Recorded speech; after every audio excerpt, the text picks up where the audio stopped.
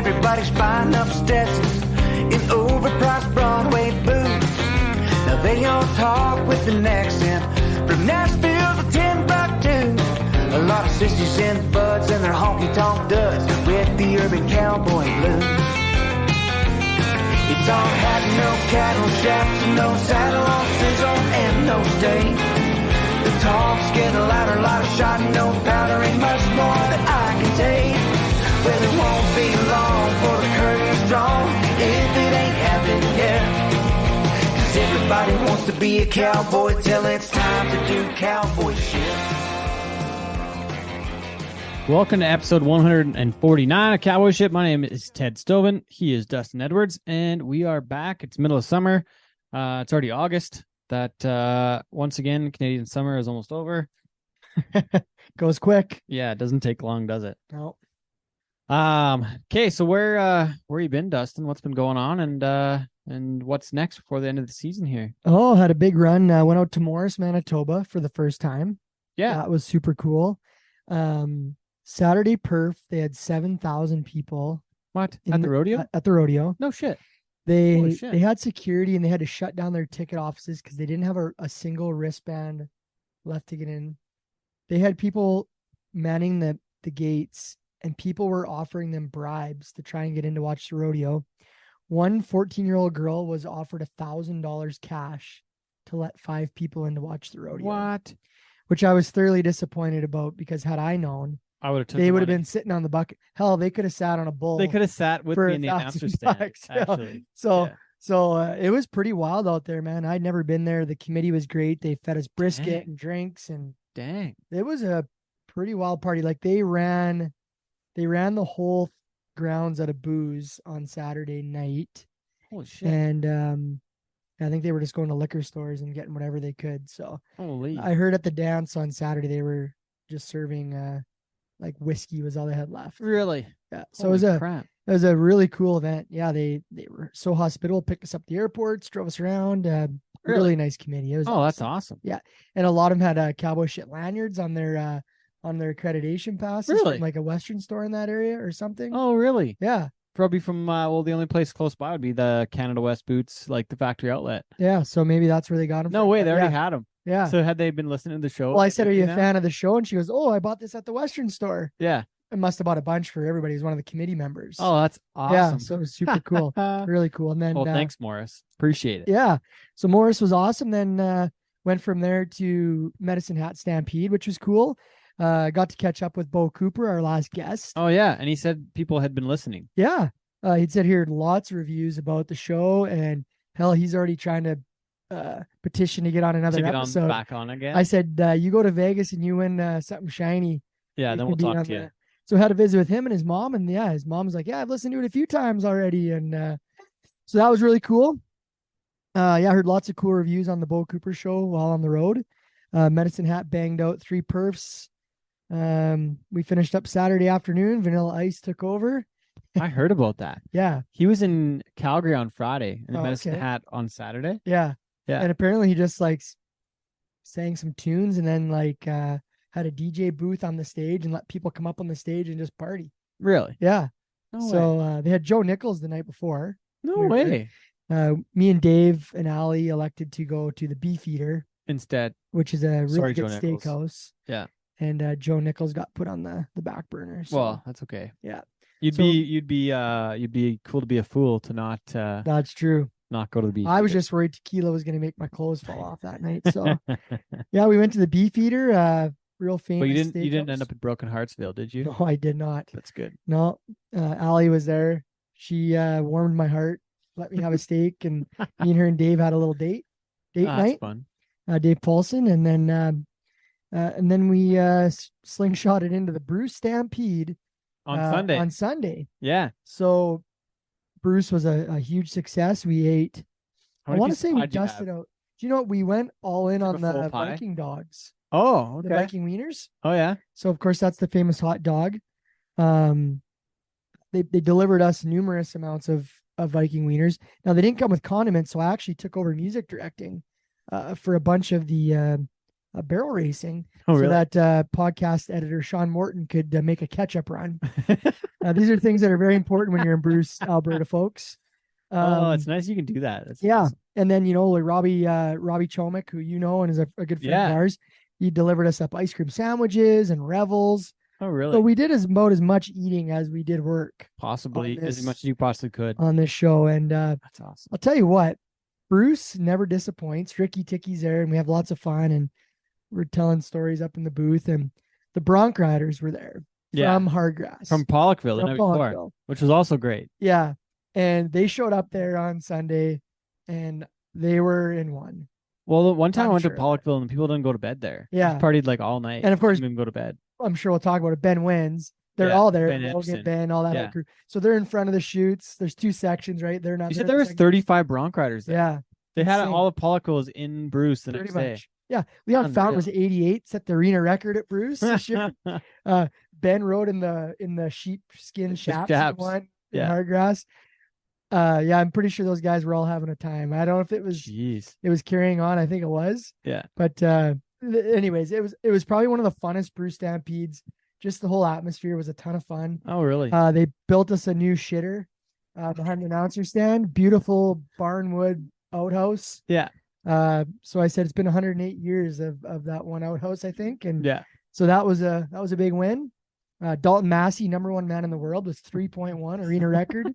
Like Bruce was happening, man. Really? It was damn cool. What was the payout in Bruce? People win a lot of money there? Well, because there was so many people, I think it was actually pretty good. Really? Like I think to win the Bronc run was probably a couple grand, which in years past we've seen it be like $700. But me and Sean had a good time. Announced with Tyson Peach, Brenda Vold, Sharon Olson was there. $1,400. Yeah. For the Bronc riding. Yeah. Steer wrestling, $1,600. Yeah, Tied on Roping paid $2,000 for Dubes there. No way. Yeah, Dubesy, Mr. August. Jet Lambert, he wins $1,100. Really? So pretty damn cool. And our good friend Monty Phillips, the show, it's his last Bruce Stampede. Been going there for 13 years. So we did a little send off to him at the end, which was cool. Really? And that's fun. Yeah, it was just because we've had some Bruce Stampedes where you're coming home late at night and you're thinking, man, that was a long day. Yeah. And it always is, but they banged it off. I didn't even get a shout out on the music director for Hardgrass. What? Look at that. We got to make a call. Didn't get it. We got to make a call. What's that about? People got something out on me? Wonder if the music director made Medicine Hat. No, did not make the cut. Darn. Well, I mean, hey, like I guess I'm in the same league as the guy that did Medicine Hat. So that's fine. I plead the fifth on this one.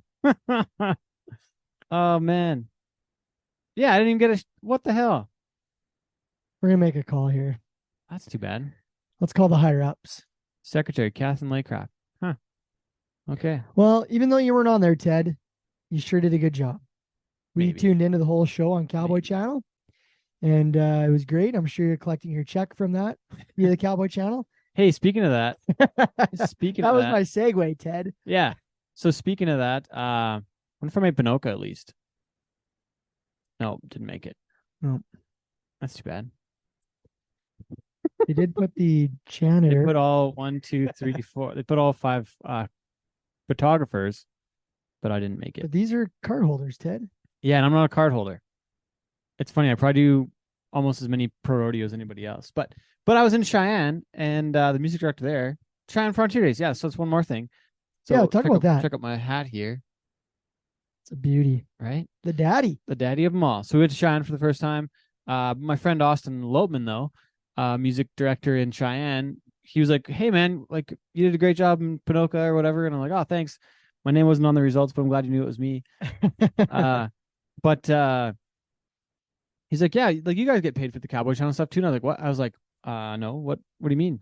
The Cowboy Channel pays the music people? Really? That would make a lot of sense because we like are part of the broadcast and we like put out the audio to the broadcast. Like that would make sense if the audio and music person got paid. It's like, no, I don't get paid. He's like, oh, we get like $300 US, like a show. And I'm like, a perf. I'm like, oh, really? Be a nice extra $2,400. So do the announcers. Pinoca. Yeah.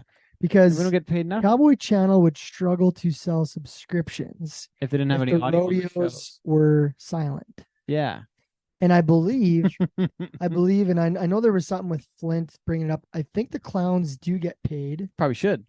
They definitely should. Yeah, and I think Denny Halstead said they do down there. There was years even like there was some Wrangler Network stuff that if you were announcing, you got paid for. Yeah, absolutely. So I think that Cowboy Channel would struggle to sell subscriptions if it was a mute feed. Yeah. But the Americans are all getting paid down there. I can confirm that. Yeah. I've done a couple now on the Cowboy Channel. I haven't got my check. Yeah, so we're wondering. I haven't had anyone reach out to ask where to mail it to yet. Yeah, me neither. So Patrick Gotch, if you're listening. I know I'm not on the results, but I was there. We were there. But it's funny you bring that up because we should be getting paid. I think so. Yeah. Yeah, I think so. Because those would be tough to watch if they. And I mean, hey, like I know this show's coming out after Strathmore, but we're recording this before Strathmore. And hey, if the audio just happens to go out during Strathmore, it might be some sort of a protest. You never know. You never know.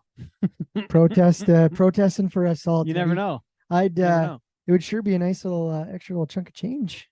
Well, especially when we're providing them the content. Yeah. Right. And you know, like I don't think it's obviously not mandated, but you know, me and Dave have worked the last 2 tour rodeos together on the Cowboy Channel. Yeah. And you know, we elect to, welcome the viewers, and we in fact, we talked about this at dinner. We change our styles a little bit. You have to. So that, if someone's watching, they're not like, this guy's not just yelling into a mic, announcing, screaming at the me live for rodeo 2 hours like you would at a live rodeo.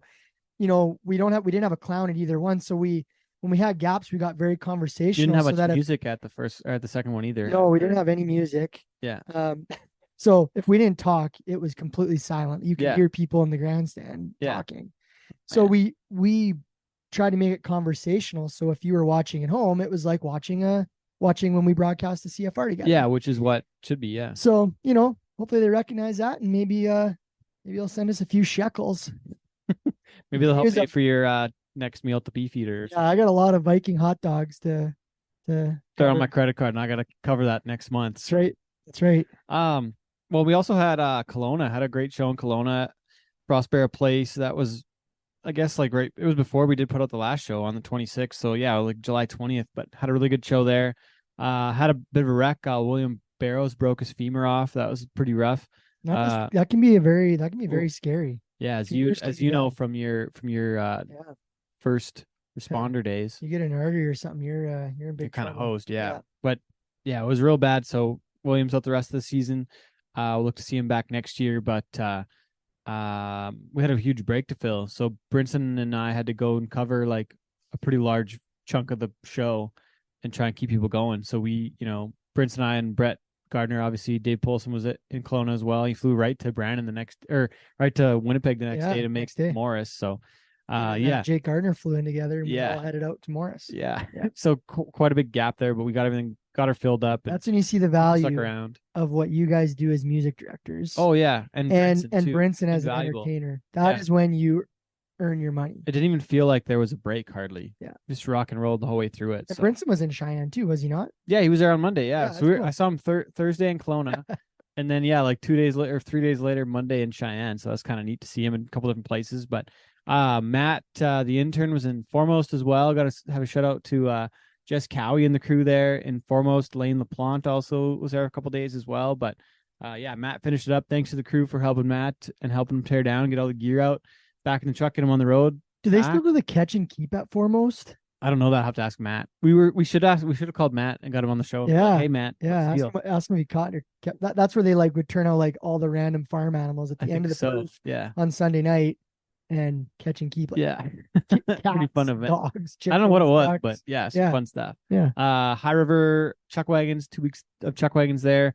Friend Steve Johnson was at the show. Steve run the show there with Les. Jamie Laboucaine was the winner. Yeah, so good stuff there. But and then we have another Cooper on the show this week. So thanks to Ross Cooper for joining us. Check out his tunes on the Spotifys and iTunes and all the jazz. And back with our interview after this. Thanks for joining us. Once again, this is Cowboy Shit. My name is Ted Stovin. He's Dustin Edwards. Thanks for tuning in.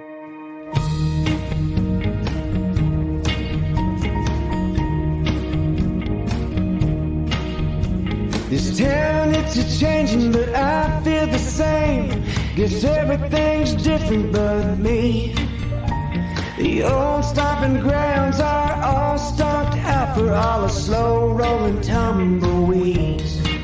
I guess I look a little broken from my hat to my toes. My belt buckle's fading now, but it was sure shiny back in '89 when I was the best damn hand around.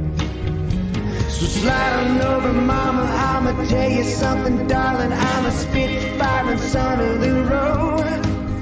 I've been raised on the miles, crazy living high. And I ain't got much to show, but I rode the wild horses. All right, welcome back to episode 149 of Cowboy Shit. My name is Ted Stovin. He is Dustin Edwards. And we are joined this week by a second-generation rodeo cowboy and musician, originally from Lubbock, Texas. Now he's in the hipster part of Nashville. Please welcome Ross Cooper. What's up, y'all? Well, you're the second Cooper in a row on the show, but probably not related. You probably don't know who Bo Cooper is. You might know who he is, but you're probably not related to Bo Cooper, as far as we know. No, I'm not. Yeah, our family's really small. The funny thing, when we were rodeoing, we the Coopers, Jake and Jim and Tuff and Cliff and all of them, I guess they were junior rodeoing in the same association, and that was the only kind of run in ever, but yeah, we're on the other end of the pen, and my family's really I remember that my brother is like Jake and Jim's age, so they were like junior rodeoing at the same time, but yeah, we're a different family. It turns out Cooper's kind of a common last name. When you say last name Cooper and rodeo, there's like one family that anybody ever takes up. Yeah. Well, before we get into obviously you're here because we're gonna talk about your music career and some exciting things on the horizon with that.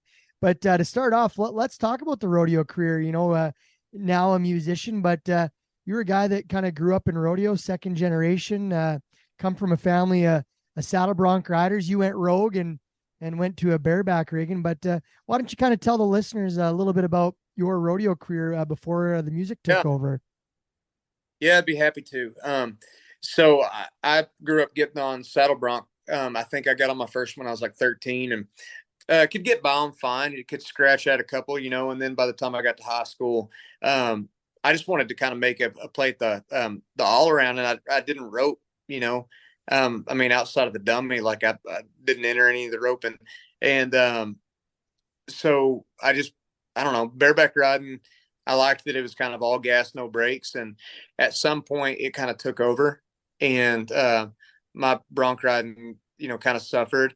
And when I got to college, I think I was like supposed to, when I was on the rodeo team at the South Plains, I was supposed to like be riding broncs and bareback, but I don't think I entered the saddle bronc riding like once when I got to college. So when we got South Plains, get money. When were you there? What years? I was at South Plains. 2008, and it was just so close to home. I went to A&M right after that. I went to South Plains, and I was a music major and rodeoed. And Lubbock is 40 minutes, 35, 40 minutes away. And it just felt like I was, kind of doing some of the same things that I was doing in high school when I was at South Plains. So I had to create a little bit more distance. So I was only there for, yeah. Do you recognize this? Oh, you bet. Yeah. I went there in 08. So I was in the Southwest region same time. It's funny, we probably crossed paths somewhere along the same time. Oh, we probably were at the same. There was always, I'm not going to name any names, but there was always a big party at Eastern that everybody went. Yeah. Shit. I broke my collarbone there that one time.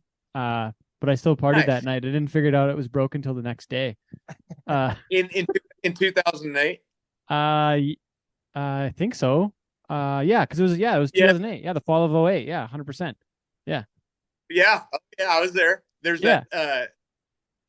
I can tell you. I have, for whatever reason, I've probably forgot more rodeos than I remember now, but I remember that one, and I remember that party afterwards, and I remember whose house it was at, and I remember it getting broke up by the cops, and I remember running from the cops. And I don't. Do you remember any of that? I don't recall. At There's this only point. Sounds about right. We'll have this after the podcast, so we don't incriminate anybody. Well, it's long enough ago. It's probably fine, right? I don't know. Yeah, I don't know. Man, I forget. Who was the bareback rider that I went to school with? Casey. The hell's his name now? He's from New Mexico. But there's a bunch of our friends that went to school at South Plains at the same time. But there was like, man, those college rodeo days were so much fun. I enjoyed the hell out of that. I went to Vegas after that. The Southwest region was, it was a little bit more fun and a little wilder than the Southern region for sure. When I got down there, at South Plains, we were part of the athletic program, so we were in that, like, the athlete dorms, and it was we had access to everything, locker room, everything. And then when I got down to A&M, it was a club sport, and our rodeo coach there, Dr. Al, he was a volunteer. Like, it was one of the biggest universities in Texas, and certainly one of the richest, and the rodeo team didn't get, anything. Dr. Al really had to fight tooth and nail to get anything, and did a great job. But it's just weird, when you go from these schools that are like kind of rodeo schools, and then you go to a university, it's like, yeah, nobody cares. You're not bringing in what the football team's bringing in. Yeah, especially not A&M. Shit. Yeah. Oh man, I wonder who did Morgan Grant go to A&M the same time you were there? When calf roping and bulldogging at the time? Oh yeah. Yeah, he was. He was A&M. He should have been there, right? Yeah. Yep. No shit. Yeah. Yep. So he married a girl he's from Ontario, but he married a girl from from out our way, Jillian. Yeah. Okay, I hadn't thought about Morgan in a long time. There's some Canucks at South Plains too. I forget who was there right now though. I forget who the hell it was. I think maybe Ben Ramey was there at that time. Eric DeBlanco was a lot of fun. He was at Tarleton though. Doobsy. Yeah. Doobsy, yeah. Doobsy. No shit. Yeah. So Jim Hunter was there, and he wrote cabs really well. He was actually a creative arts major too. He was a video production major. He was one of my best friends there. And then Stewie Kinley was a bull rider there from Manitoba. Stuart. Yeah, from Manitoba. That's right. I think now he's coaching at Lubbock because he got hooked up with the rodeo coach in Hobbs for a while. Philip Berry was the horse trainer, like big time, like heavy in the horse training business. And then Stuart coached there, but I think now Stuart's coaching at Lubbock. If I'm not mistaken, maybe. Man, I haven't even thought so long. That's hilarious. There's a couple other guys at that point. You know who else was there is Jessica Whalard, who's like big time with Cinch now. She was there at the same time. And then her brother is Austin Whaler, who also sings. Oh, yeah. Yeah, he was at Odessa, but I think she was at South Plains. Yeah. I don't know if she was at South Plains she wasn't at South Plains when I was there. Okay. Man, that's hilarious. But I think me and Austin are the same age. Okay. So, well, you're probably 34 then. I'm 33. Yeah. Okay. Yeah. That's so fun. That year at Odessa, Aaron Ladd was there, and then we were college roommates at A&M. He moved after that 08 year too. Okay. Yeah, that's hilarious. Well, the blast from the past here. I don't remember the running from the cops, but it very well could have happened because but it's kind of funny that I remember that clearly that I didn't go to the hospital till the next day. I was like, this still hurts really bad. And it's the next day. Maybe I should get it checked out. And it was broken again. I'm pretty sure that party was at Jared Green's house. Oh, should I forget that? I forget who that is now too. Wasn't he a bareback rider too? He rode good too. Yeah, like didn't he make the finals? Like the NFR? Or am I remembering wrong? Oh, Garrett Smith did. Oh, okay. Still. That guy was in the Southwest region too. He went to Ranger or Charlton, one of the two. Or no, that's not even right. He went to Snyder. He went to WTC. Remember a couple guys at Snyder that rode really well in the bull riding too. There was a Cody from Colorado, whatever the hell his last name was. That guy rode real solid. Cody yeah. Samora, right? Oh He made gosh, the college finals. and they had some of those Australians there too at the WTC. Yeah, like maybe like a Brad Pierce or Hero Bronx good. Yeah, there's a few of them. Yeah. Anyways, I never made the finals. I rode a couple bulls, but I had a lot of fun. Met a lot of great people. Yeah. I went because I was here. I went when I was at A&M because I was the director of the Southern region. To the college finals, you mean? Yeah. I sneaked in the next year because I was or a couple years. I was the Southern region student director. Okay. So they take the director along, and I rode like crap. And there's a point where I was riding good and could have made the most of my finals there, but I rode horrible. But made the circuit finals and stuff, and yada yada. I don't know. It's ages ago now, which is crazy. I've been here 11 years. I've been in Nashville for coming on 11 years. I moved August 25th of 2012. No shit. So right after school. Yeah. Yeah. So what? So I guess going back to that, you're riding bareback horses. I'm sure you probably rode in the PRCA and stuff down there. What made you decide to take one path over the other? It was there was never at one point a really conscious decision of it, to be completely honest. It was music was kind of taking off a little bit more. And you know how it goes when you're fighting your head. I was fighting my head bad that senior year of college, and was kind of developed some bad habits in my bareback riding and never really took the time and the practice pen to straighten them out, and was just fighting my head and didn't really. When you're fighting your head, the best thing you can do is just go. Just get on as much as you can, and it's like a golf swing. You figure it out and keep going. But it takes a lot of reps, and I was fighting my head pretty bad, and then graduated school, and music was kind of taking over anyway. And I remember I kind of had this decision to make of where I wanted to live, which is such a privileged decision, it wasn't where do I have to live? It was where do I want to go, and what do I want to do? Truly what I want to do. And at that point, my brother was living in Austin. I'd had a lot of friends in the Texas music scene, but I never really felt like I was a part of that, I'd always kind of felt like an outsider. And because my brother was living in Austin, I was like, I kind of know what Austin feels like. I kind of know what that's about. And at the time, I've never been a big commercial country music fan, a radio country fan. But I kept hearing these amazing records that were all coming out of East Nashville where I live. And there was a handful of them at the time, and they were all kind of part of this subculture that was happening in Nashville. And so I went to go visit, me and my mother, and this sweet woman, took me up there when I was, 21, 22 years old, whatever it was.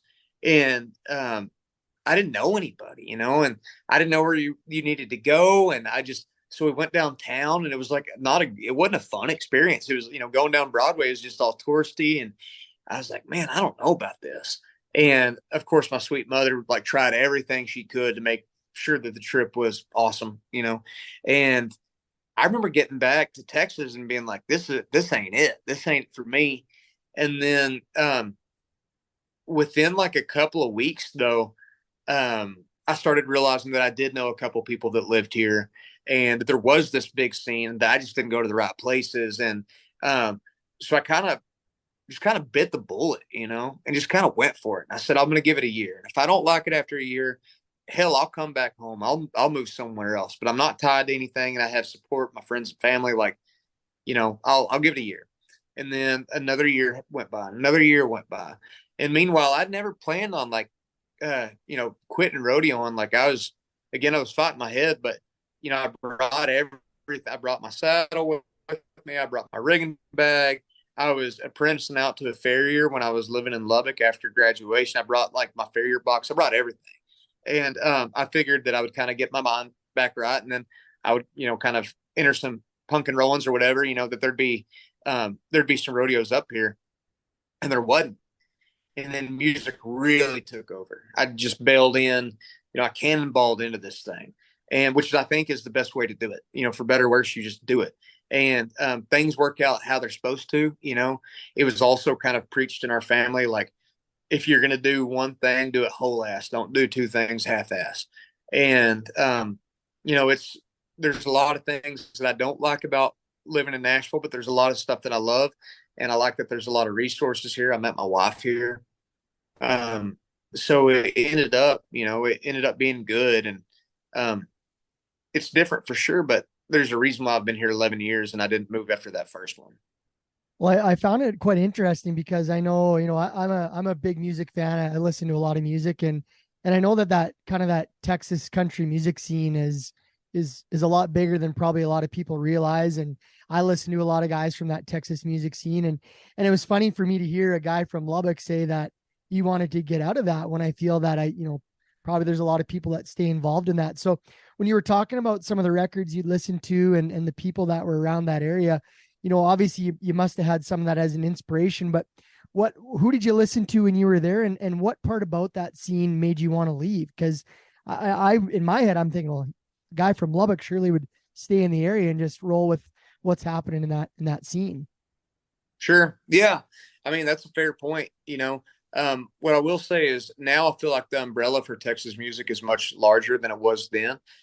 It was more of a kind of a sound, back then. When I was kind of growing up and cutting teeth, the guys that were really big outside of like Wade Bowen and Randy Rogers, it was like Casey Donahue and Roger Krager, and kind of this like dance hall sounding country, and that's great. And there's man, like obviously like those guys have kicked ass for so long. And then kind of that next wave was like William Clark Green and some dear friends of mine.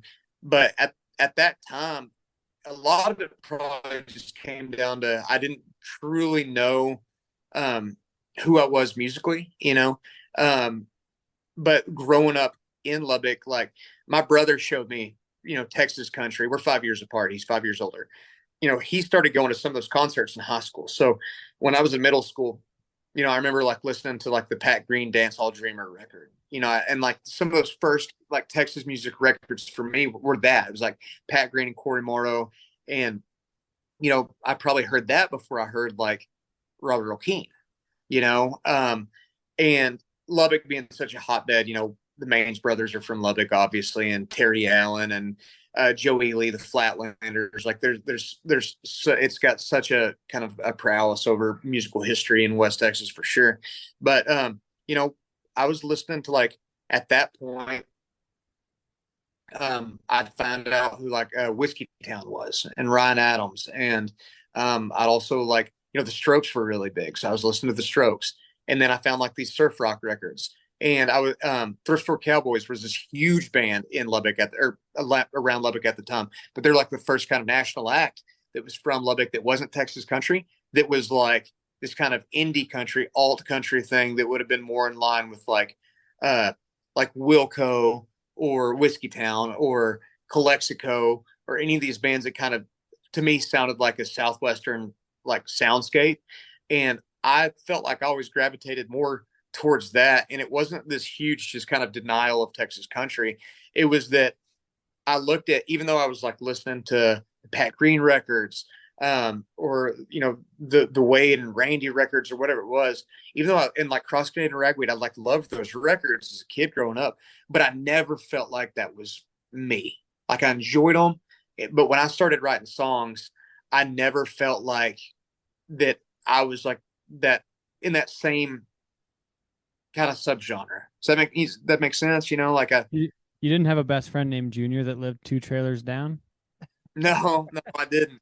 I think that's pretty cool, because I could see a lot of guys, you get into songwriting, you pick up a guitar, a lot of people would just become a product of the environment you're in, probably, right? And you're gonna adapt, or some people would probably go the route of writing music and singing music to fit that scene, to fit in, and you elected obviously to go to where you felt truest. Is that kind of a good way to sum it up a bit?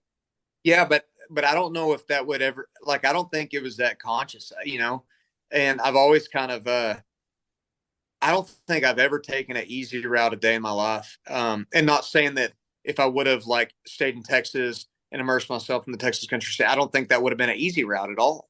But I kept kind of turning stones over. I've always kind of been.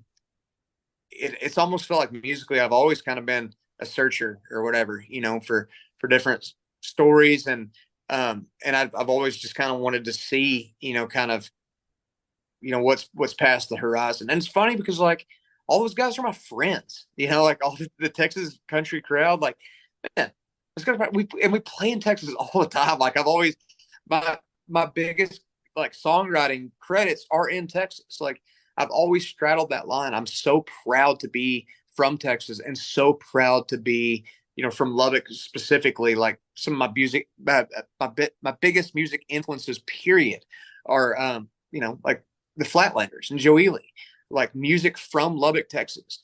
But I wanted to see, kind of for better or worse,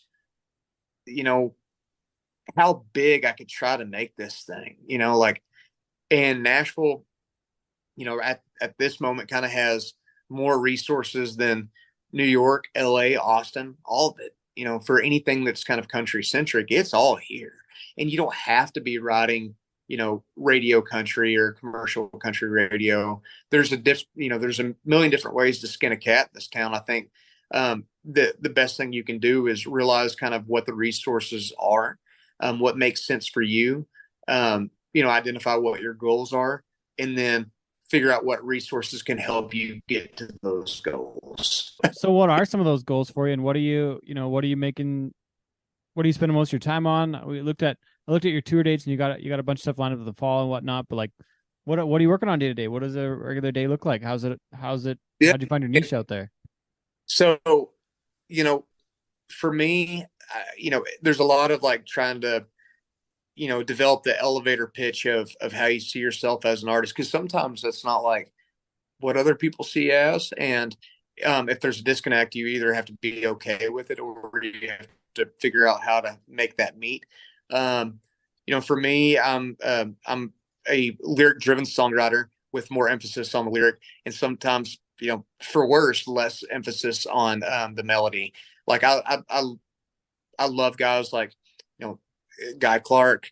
Of course, I love Jason Isbell's songs and American Aquarium, William Clark Green. The guys that are really great at crafting stories and songs, and always going back to Guy Clark. For me, it starts with the story of the song, right? But as far as what I'm working on, like putting out a new record September 29th. It's been kind of a long labor of love. I started writing the songs for it during COVID, and it was supposed to be an acoustic album, and then those songs kind of like, I realized it could be bigger than an acoustic album. I wanted to just make a record at my house and pump it out. And it felt like that a lot of these acoustic albums, were coming out. And then over time, like what I thought that album was going to be completely changed into something different. Honestly, some of those first songs that I thought that I would put on this, acoustic album didn't even make it, and we're about to put out a, 13 song long album in the fall. And it's completely different from, how it started. But as far as the goals go, the question on, it's kind of a career question, but it gets thrown around a lot here, is, if you had the choice, whether you would play like the Ryman, for 3 nights in a row, or play, Bridgestone Arena for one night, what would you choose?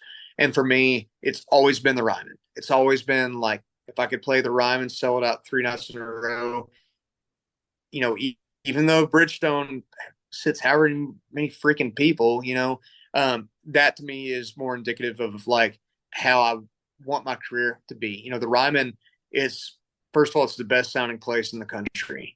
It's got so much history, but it's not huge, like it's a good sized room, but it's not Bridgestone. But if you can sell that out 3 nights in a row, that tells you everything that you need to know about the type of fan base that you've kind of fostered. You know, I want to grow the fan base of people that are going to buy every piece of vinyl that you put out, you know, and the same people that are going to go to the shows 5 years from now, you know, versus the shows that you're playing now, and the people that are going to follow that career and it not be just a flash and pan.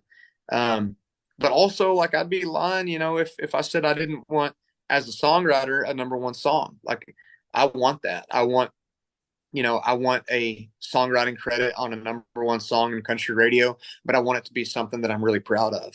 You know, every few years you get these, anomalies of these huge, beautiful, like, just incredible songs that get cut by, major label country artists. And everybody's like, where the hell did that song come from? Whether it be a Lori McKenna cut or whatever. And it's like, well, these songs have been here the whole time, you know? It's like every now and then, every few years, somebody cuts like a hard hitting songwriter song and it goes number one. And, so if I just figure, if I'm here, why not dream as big as you can? Like, your dreams shouldn't die when you get older. They should get bigger, because hopefully you figure out the resources that you need to get, to achieve them. But yeah, I want it all, man. I want my cake and I want to eat it too. I want to be able to support a family with music. I want to play the Ryman. I want to play the Grand Ole Opry, and I want a number one song in country radio that I wrote. Like, if I hit one of those, man, I'm doing good. Well, I imagine it's not a matter of if, but when for you, especially having listened to your music. Let's talk about, people see the, people up on stage playing tunes. You've alluded to the fact a bunch here about songwriting. Talk about the process of being a songwriter at that level in a Nashville scene, because being an entertainer and being a songwriter are kind of two different worlds. Yeah. Yes. One of the things that they first ask you when you, come in for meetings in Nashville when you first moved here, or when you first moved here, is, are you an artist or a songwriter? And hell, where I'm from is like, it's one and the same. An artist is somebody who creates art. And what that question really means is, do you want to go more like the artist route where you're on the road playing songs, and putting out records, or do you want to be a career songwriter where you're writing 4 or 5 days a week, and if not more, and you're pitching songs to get cut? Again, I want to have my cake and I want to eat it too. So I've always dodged that answer. It's equal parts. It's always started with the song for me. And that process is usually, usually it's an idea or something that I've heard somebody say, or and it's an idea that got sparked out of something that I read, but for me, it always starts with a story, or a line. Rarely for me does it start with a melody. For a lot of people, it starts with a melody. And I think with a lot of the big, pop and pop country writers, it probably starts with a melody more. And those people that can do that, man, it is a talent, like, to be able to hear these big melodies. That's what your ear goes to when you listen to the radio. The reason why these songs are so big is rarely because of the lyric. It's because of the melody. But also, it's like you play to your strengths. I try to strengthen that. I try to, bring good melodies to the table. But for me, it's always started with what I want to say. Because, to me, whether it's right or wrong, if you don't have anything to say, you don't have a song. And I have a lot of songs that don't say shit. You know what I mean? But I do believe that, though, and I wish I could write about any subject, and I just can't. If I don't believe in the story, if I don't believe in the idea, it's really hard for me to get behind. You've obviously used your rodeo life and growing up a cowboy as part of that inspiration. When you look at, obviously, the titles, I just listened to Everybody Wants to Be a Cowboy, and I rode Wild Horses. I'm assuming that, you're obviously drawing a lot of inspiration from the life you lived prior to the music career. Yeah, it's not dissimilar though from the music career. It's the same type of living. It's long and late nights, and it's no at this level. It's not a real guarantee of good pay all the time, and it's a hard lifestyle, and it's um, but it takes the same for me the same type of grit and the same kind of, I guess, fortitude to be good at either one of them. But it took me a long time to write a rodeo song. I think I rode the Wild Horses. I think that was my first rodeo song that I wrote. I was listening to, when I was making that record and before, I was listening to a lot of like Tom Waits and stuff. Again, I've always kind of listened to stuff that was out a little in left field, kind of outside the bigger spectrum, like stuff that was always on the fringe. And for some reason, man, it might have been that I was so close to both rodeo and music that I didn't know how to merge those worlds in a way that I could put my writing voice behind it. Of course, like I've listened to damn near every Chris Ledoux rodeo song that there was. Like we grew up on Gold Buckle Dreams. Like everybody listened to that record. Yeah. But I knew that I couldn't write like Ledoux type of song because that wouldn't, it didn't feel authentic. And it took a little while for me to figure out what that meant for me, like how I could write a rodeo song, but it be from my perspective, and it feel authentic in something that and it be something that I thought was really cool too. For it to be something that I would personally want to listen to. But yeah, man, I wrote a lot. I mean, I wrote a ton of songs for a lot of years before I ever wrote a rodeo song. And then I felt like I kind of finally, or a cowboy song. And I felt like I finally kind of unlocked it and figured out how to do that, for me, And obviously in Nashville, you're surrounded by a lot of songwriters and a lot of people that are doing what you're doing. Is collaborating on the songwriting, is that a big part of your process as well, or do you write with a lot of different people, or kind of explain that process? Yeah, I do. So when I first moved to Nashville, I didn't like, co-writing was so foreign to me. And then I dove in it. I started co-writing, and you know, a lot of people are like ardently against co-writing, and I understand the reasons why. But for me, it was this whole, like, it was a boot camp. Some of those years in early years in Nashville, it was like, holy shit, these guys, regardless of how you feel about what's on the radio at any point, they're some of the best writers in the world that are here. Like, I mean, just guys that I was like, shit, I'm not a songwriter. These guys are songwriters. Oh my God, what am I doing? Like, these guys are the real deal.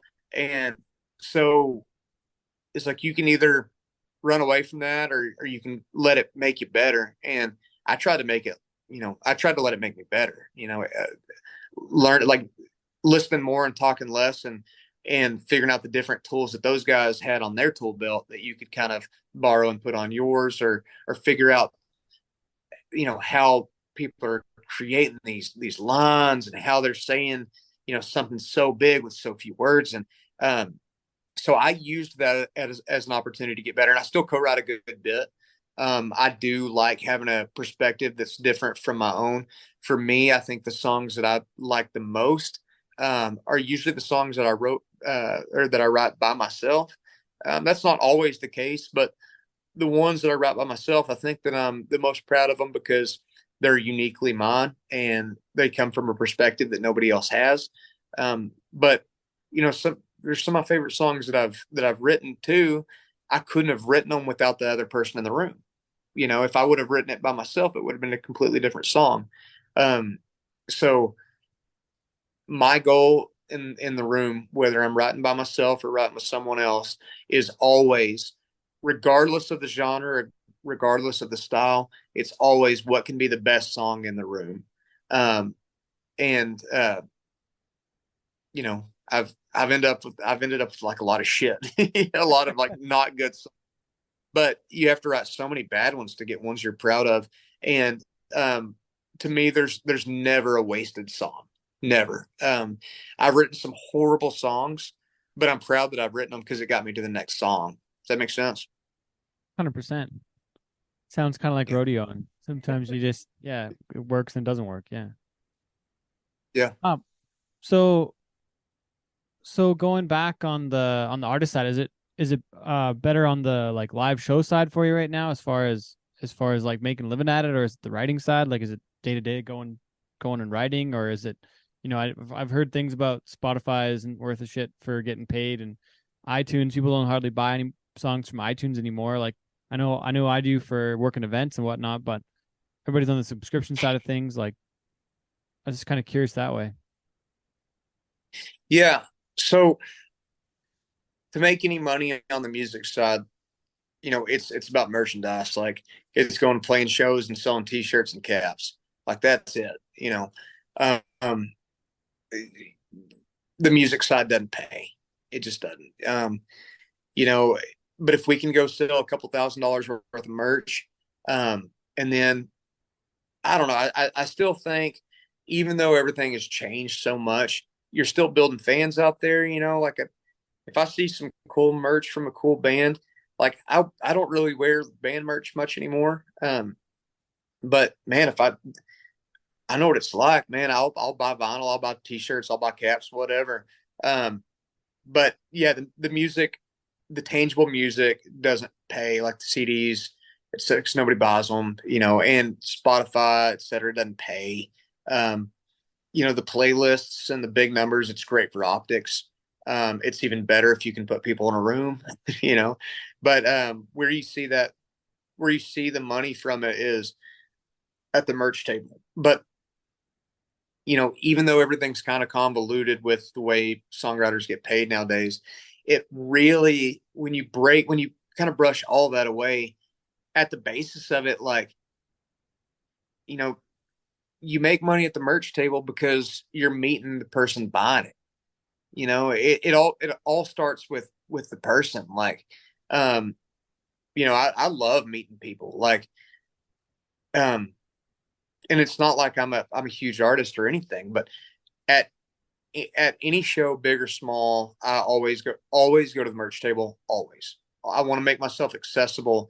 Like, if somebody's going to take time out of their day to buy something that I've made, then I'm damn sure going to take time out of my day to like go meet them and shake their hand. And, like, man, I'm around musicians every single day of the week. Like, when I meet people out there, I want to know about them, like, I want to figure out, like, why is a plumber from Iowa? Why does he like my music? You know what I mean? Like, and what is his life like? No, that's the interesting stuff, though. To me, I don't know. I just, it all kind of starts with those relationships, and, yeah, it's, but so that answers the, where does the money come from? It starts, it's with merch, but it starts with the person. But, to answer the other question about, songwriting versus playing, like, I feel like I'm kind of at my best when I'm spread thin. I like to always be writing, and, being, I like to be playing as much as I can. We have dates, some good dates coming up on the calendar, but, I always want more. I always want more dates, more of it all. Because there's so many, kind of unanswered questions in a music career. There's so many what ifs.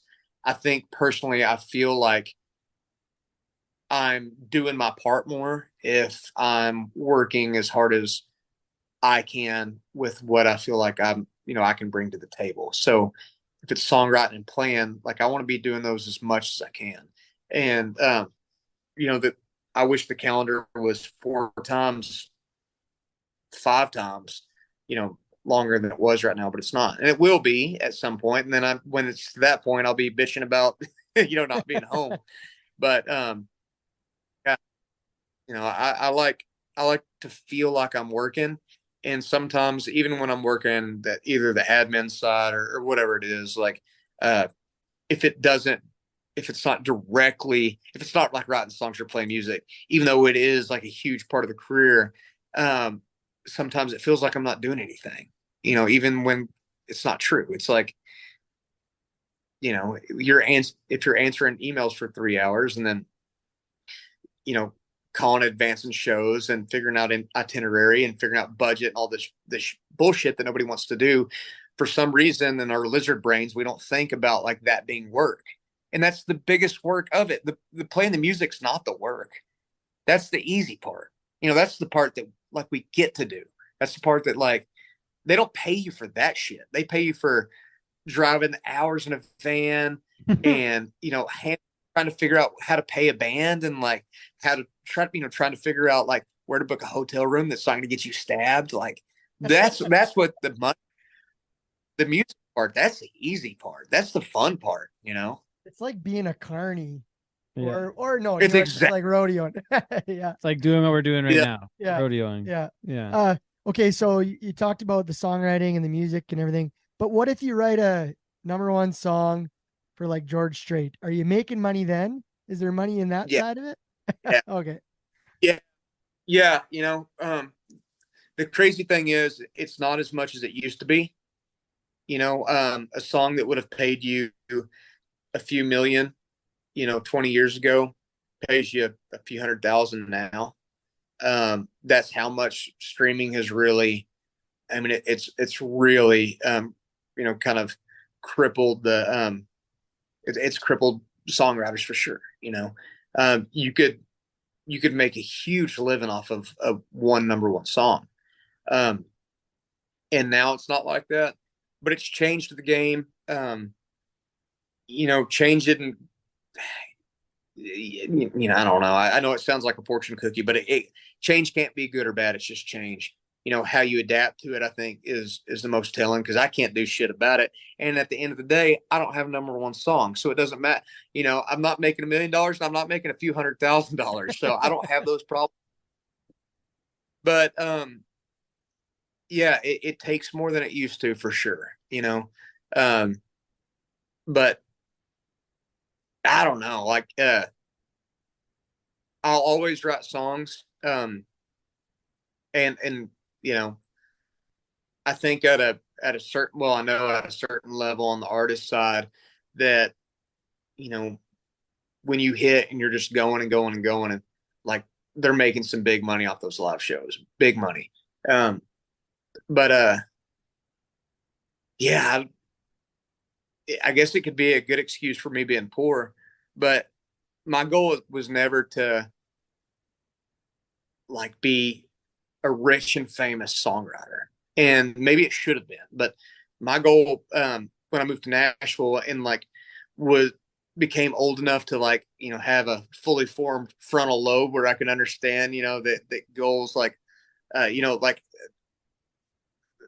where I could, like what a goal meant as a songwriter. To me, and I know it sounds cheesy, I know, but to me it wasn't to write a #1 song. It is to write a #1 song that I'm so proud of. Like I want to be the best songwriter that I can be. And then the rest is byproduct. The rest is of consequence of hopefully what that skill set is. If it takes me, until I'm 50 or 60 to write that type of song, that caliber song, because I don't have the skill set yet, then so be it. But when I look at, again, I go back and reference Guy Clark, to me, some of my favorite Guy Clark songs were songs that were written later in his career, because you learn those skills and you hone them, and you have the life experience to be able to write that caliber. It's like you hear all the time, you look up like old, like Paul McCartney interviews and stuff, and all these famous songwriter interviews, and you always hear like, oh, that song took 15 minutes to write. It fell into my lap. It's like, yeah, maybe, but you're kind of just transcribing the life experience that you've had for all those years, before. And I do think that there is something to kind of pulling something out of the ether and being like, kind of ready when that inspiration strikes. And there is something that's pretty amazing when that happens, when you just like write it down and it's just like this complete thought and it gets out on the paper. But it takes a lot of living to get to that point too, you know. That reminds me of one of my favorite shows from a while back, Californication. Do you remember the David Duchovny show where he's the writer out in LA? And one of my favorite quotes, because I wrote for a while, and that's how we got connected, actually. So short story, but Susan Canode, she does the PR and does a lot of writing and a lot of PR at a lot of events. College National Finals is where Ross met her. I met her at the NFR in Vegas, and I just saw her the other day in Cheyenne. We were down at Cheyenne for the first time and got connected. And then she's like, "Oh, you got to hear this song." So she shows me Ross's song. She's like, "You need to have him on the show." I was like, "Okay, well, yeah, get us hooked up. Let's do it." So here we are, like a week to the day, like a week ago, we got talking. And he's like, "Yeah, let's get it done Monday." But that one quote from Californication was Duchovny, like I forget what his name was in the show, but he's like, "Nah, you don't want to be a writer, kid. It's like having homework every day for the rest of your life." And that kind of makes me think of what you're just saying, where you're always writing. Like if you're a writer, you're always writing. You're never not writing. And it's like, no, fuck, I got to write this and I got to be thinking about it. And like, there's no end to it. It's just constant turning in the mind. Yeah. The guitar kind of, there'll be days that'll go by with me not touching a guitar. Sometimes like a week or two. Well, not two, but there'll be chunks of time that go by, several days that I don't touch a guitar. But and I think these days I try to turn off more. I try to, not write, but it's pretty futile. Like I'm always writing something, even when I don't think I am, because I'm writing on like the notes on my phone, ideas, to save for later. And it's always going. And I'm thankful for that. Seriously, I've joked with my wife and I've joked with friends before of like, I don't know if it's the thing that's like keeping me alive or killing me, but it's the thing that's that it's the constant that I've been obsessive about, Who's the coolest artist you've ever got to work with or write with at this point in your career? Or do a show with? Oh God. And that's probably subjective on what's cool, but I mean, I guess who's been the person to you that's been like, man, I can't believe I got to write or perform with someone like that? There's been a few of them. I forget who this original quote started with. I think that it was Ray Wiley Hubbard, but the interviewer asked him what he was listening to, and he said, "Well, listen to my friends." I thought that was such first of all, it's so true, but such a nice sentiment. And that's true. I usually am listening to my friends more than anything else. But so here lately, Ben Danaher, William Clark Green, Colin Nash, Tyler Halverson. But as far as like shows and whatnot, there's been a couple of kind of like really cool moments. Last year, I think it was last year, year before last, we did some shows with Clint Black, and it was just one of those moments. I was like, dude, I grew up listening to Clint Black. Like, this is crazy. But being able to have that moment, because we were kind of in like go mode too. We were playing. And I remember having to take kind of a beat and being like, hey, like, enjoy this, because you never thought that, you always wish you could be here. You always wish that it could,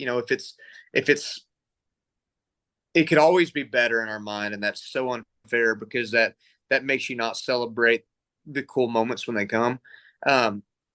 So I've tried to get better about doing that. And the Clint Black shows were awesome. We did a few of them, or three or four of them. Anyway, but the first one we did, we were in Ardmore, Oklahoma, and it was packed. It's like an old school pavilion, and like on the front row, like Randy Travis was sitting there.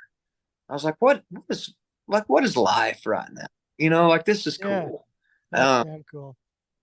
Yeah. And then last fall, completely opposite. I got to go to Scandinavia with a good buddy of mine, an artist named Sam Outlaw. He's from California originally. Really cool. Um, really, really cool, like laid back LA country, like really hip, just phenomenal music. But he has a really big following in Sweden and Norway and the Netherlands. And so he invited me to go there, and we played. Like I remember we played Stockholm, and we played this room that like Charlie Parker had played in the early 1900s, and like then the Red Hot Chili Peppers had played, like Tupac had played, like and it was packed. And over there, they show up early for openers. Like it's this big reverent thing. They show up early. If the show starts at 6 and there's 2 openers, damn it, they're going to be there at 6. Here it's like we all do it. It's like, okay, so and so's direct support. The door's at 9. That means music's probably at 10. The headliner goes on 11. We'll be fine if we get there by 10:45. Like that's so like, and that's not, it's not always fair for the opener. But we got over there, and it was 12 days or 12 shows in 16 days, and damn near every single one of them was like phenomenal. And there was a couple of these rooms. There was like this old theater that we played in Sweden that I guess was probably built for like the opera. It was real shallow, like it was probably only 30 yards to the back of the room, but it was real tall. So sound just, hits it and then goes straight up. And it was like, over 100 years old and like just beautiful. And there was a couple of those moments where it was, I was more kind of struck by the moment, you know what I mean? Like, and being so thankful that I got to be on that tour with somebody who I respected so much. As far as being starstruck, I haven't had a lot of those moments. I've always wanted to see them as like an equal. Like I'd like psych myself out, be like, because like I remember when I first moved to town, I was like valuing cars and shit. I was doing stuff that, that just sucked. I had like you had these moments where like you're, a college graduate from a pretty decent university with a piece of paper hanging on your wall, and then like you're just doing anything you can to just do it. And I remember like meeting like Vince Gill, and like some of these guys, and in it not being so much like, oh my God, it's Vince Gill. It being more like, okay, how do I play with these guys? You know what I mean? Yeah. And I don't know. It's probably completely delusional, but I think I've been to answer the question without answering the question at all. I think I've kind of been more stricken by the moments, and like one of my good friends, William Clark Green, Texas singer, I've referenced him a lot in my career because all my biggest songwriting cuts have been with him. And, we've just always been buds. So when I go back to Texas and see how these songs work, it's like, oh my God, like I can't believe, like this is huge. Like this, I think the guy's a star. But he's also one of my best buddies. So I don't seem like that. I don't know. It's just, I know I'm just kind of rambling, but it makes sense, right? It's you want to be at the same level as those guys, and in fact, in so many ways, you really are. You write songs, you perform, park their cars. Yeah, but not a long time, but I love the Clint Black stuff. Clint Black, I mean, growing up, Clint Black. I remember going to one of his shows. I'm pretty sure it was Clint Black. That guy played drums, piano, harp, like he played every instrument on the stage that night at some point. Dude, okay, so he asked me when we got there, he asked me if I had a backdrop. And I was like, no. I said we have a cloth backdrop, but it's too small for the stage. And like it was, it's a huge stage, and they have a digital backdrop. And he's like, no, that won't do. He's like, if you don't look good, I don't look good. And he is so in tune with everything that he does that he like he gets on the mic and he's talking to his video guy, and he's like, so and so, hey, pull up that backdrop, that digital backdrop that we had like last May when we did that one show. He's just so like perfectly into, he remembers everything. He's so like on it. And he was like, we used this one backdrop. It had to have been last May. We used it for a couple of weeks. It looks like a window pane with the moon behind it. And it's nighttime. It's like, pull up that one. That could be their backdrop. And like the guy pulls it up, and it's like spot on for what he said. He's so on top of everything. And I think probably the best way to describe a guy like that is, you see a lot of, the acts that are referred to as like heritage acts, like the older 90s, 80s, 90s country guys that are touring again. Some of them are doing it because they have to. And then some of them are doing it because it's a victory lap. You know what I mean? They had great careers. They were super smart with their money. They're so talented. Like, dude, Clint Black's one of those guys. He could put out a new record tomorrow and it'd be badass. Like, yeah. He's so like hospitable, kind, very in tune with every facet of his of his show. It was one of the most impressive. It was one of the most impressive operations, not from a standpoint of everything's running so smooth, but from a standpoint of this dude has his hand in every single part of it. And that's why it's running so smooth, is because he knows exactly what's going on with the lights when he's singing the second verse of whatever song. You know what I mean? Like, that shit to me is cool. You want to be like the master of your creative destiny, man. Like, that dude's doing it. Like, it was just cool. And it's cool that like, you can say, and I hate to use anything that would say, that his heyday was back when we were growing up, because like every show was packed. We played amphitheaters with the dude, and it was packed, But when you think of like when Clint Black, really popped off, and there's a reason why, I think in any business, why certain people are successful, and that dude is a great example. Like, he's a businessman, but he's so creative, and it was a tight ship, and it was really cool. How surprised were you to see him on The Masked Singer? I don't have The Masked Singer. I know what that show is, but I don't know what that show is at all. Oh, really? He was on The Masked Singer. He was one of the people in the mascot costumes. I thought it was hilarious. It was awesome. That seems like something. So who are the guessers on that show? Oh, like Ken Jeong, the guy from The Hangover. The Hangover, yeah. He, and then like one of the, like, probably a Kardashian, and then like an old Backstreet Boys girlfriend, like. But Leanne Rimes won at one time too. It was kind of an interesting show. They also have like Larry the Cable Guy and Rob Gronkowski singing too, so sometimes it gets a little bad on the singing side. Then they have the real artists that like do pretty awesome. Wayne Brady won it one year too, and he was like pretty awesome. Wayne Brady can sing his ass off though. Yeah, he was awesome. Yeah, it was impressive. Yeah, but so here's the thing: you have Clint Black on The Masked Singer, and you show, you host that show in, Odessa, Texas. They're gonna guess right away.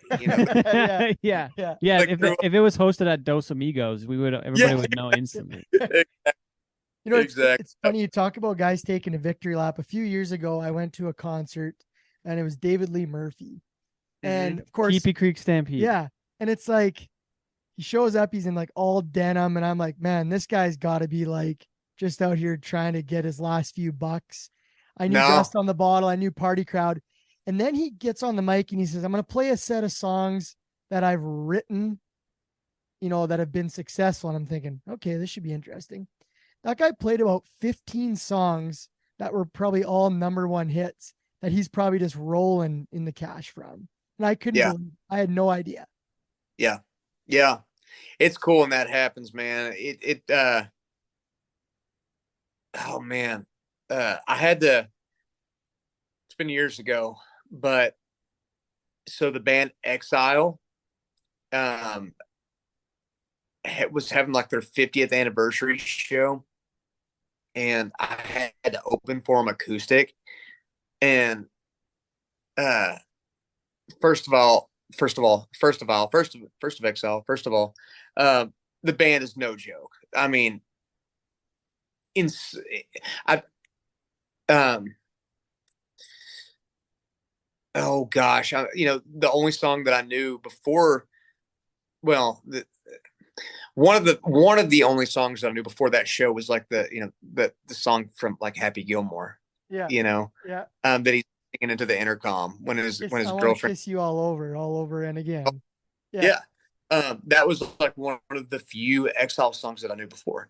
And then so I'm like, I do my homework before I play, and I'm like, oh my God, like what am I?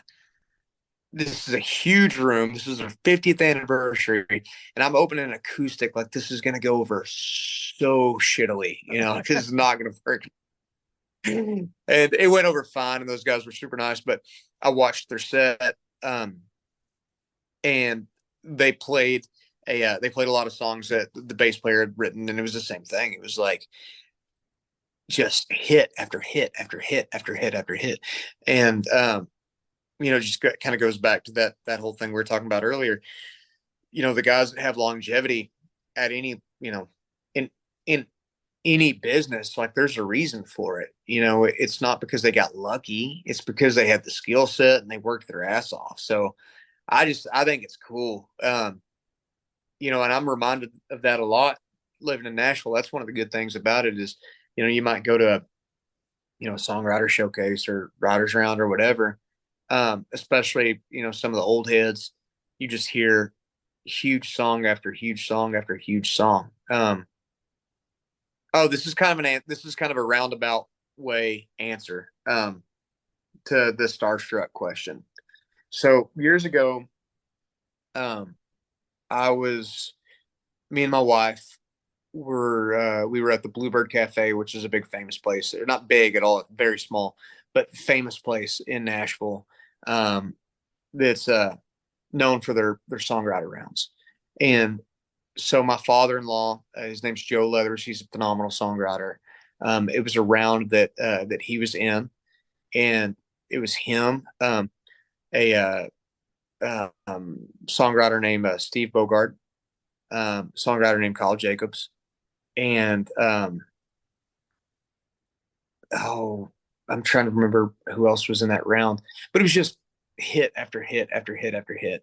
And kind of what people do at Bluebird sometimes is when it gets around to like the last couple of rounds, like the riders in the round will invite someone to play and sing a song.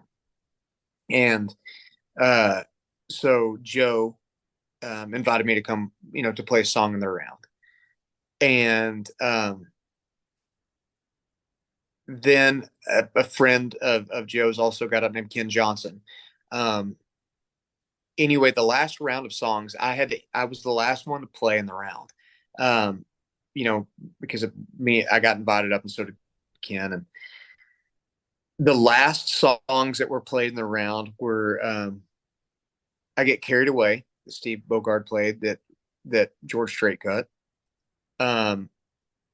Joe played either Hemingway's Whiskey, that he wrote with Guy Clark, that was a platinum single for Kenny Chesney, or he played Tough for Craig Morgan, which is also a huge song. Then Ken played, oh God, I forget the name of it. It's I can hear it, but Harry Connick Jr. cut, and and then another song that was cut by Etta James.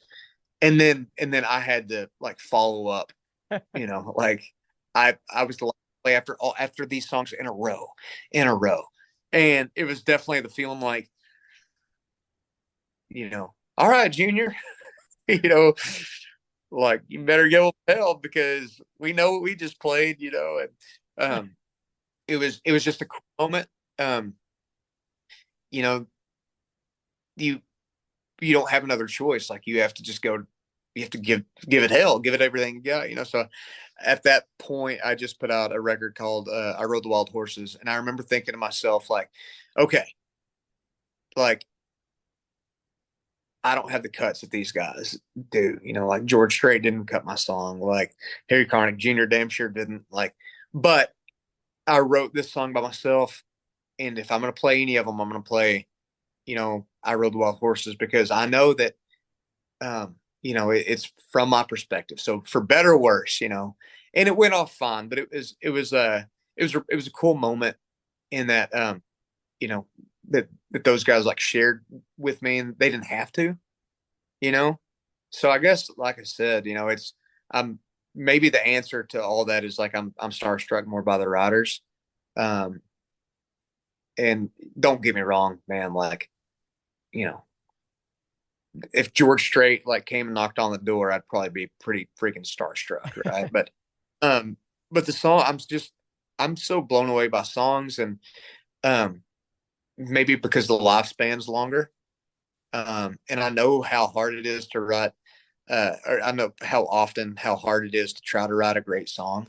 I don't know if I've ever written a great song, like a truly great song. Um, so I just those like little memories like that, man, they're just I'm kind of more struck by that than anything else, but I'm glad that I have those for sure.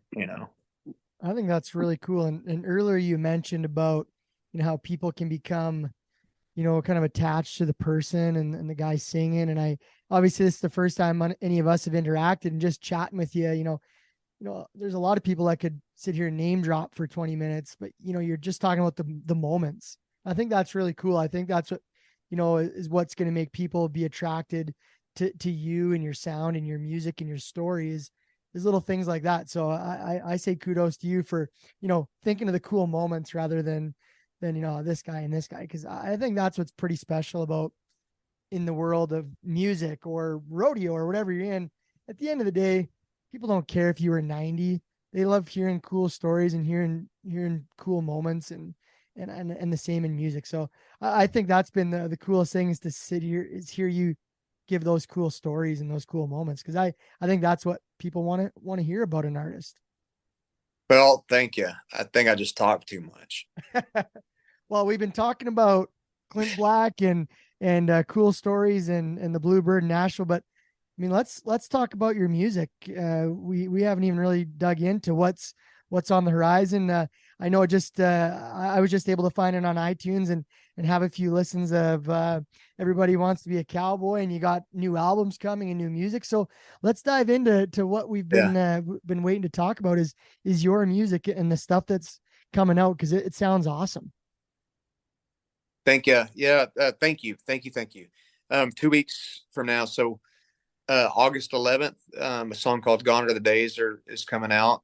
I wrote that with a friend of mine named Austin Plain up here. And, the cool thing I think about the amount of time that I've lived here is, sometimes your circle gets bigger and then smaller, so I have this kind of small circle of songwriters that I write with a good bit, that it's just easy. It's just, we're all on the same kind of like, we're on the same wavelength. They're on the same, on the same page. And so that song, it just kind of started out like,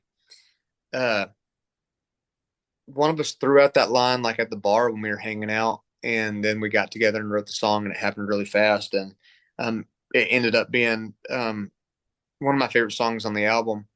And then, in September, I'll release a song called Love Like the Old Days, which is really special to me. My wife, who will tell you that she's not a singer, sang on it, and she sounds incredible. And it's such a stuff like that right now at this point in my life is such a full circle. Like it's just the more wholesome it can be, man. Like that's where the good shit is, for me. That's where it all makes sense. That's where life all makes sense with who I'm as a person, as a husband, but who I am as a songwriter. And I'm really proud of that song. And I wrote it on an airplane with a songwriter friend of mine named Aaron Ratier. By happenstance, he's one of my favorite songwriters in town, and he's an in-demand guy. So anytime that we would date on the calendar, it would get moved because like what'll happen is like if I get a big hit like tomorrow, all of a sudden, and like if I have a publishing deal, all of a sudden my calendar will fill up with rides. Well, if I'm riding with Joe Blow, I'm just a regular dude off the street. I'll have that date on the calendar, and that date is subject to move if so and so at Universal or Sony, is looking to write that date. You see what I'm saying? You kind of get bumped a little bit. So that was happening a lot, which is a great problem to have for Aaron for sure. And we were flying back to Nashville from Austin. We just happened to be on the same flight. And he's like, man, I'm so sorry that these dates haven't worked out. And we were like talking across the aisle. We were talking over a guy. I was sitting in the middle seat, which was really funny, but we were like talking over this guy, and he's like, we got 2 hours, man. You want to write one right now? And the guy was like, do y'all want to just switch seats? I was like, that would be fantastic.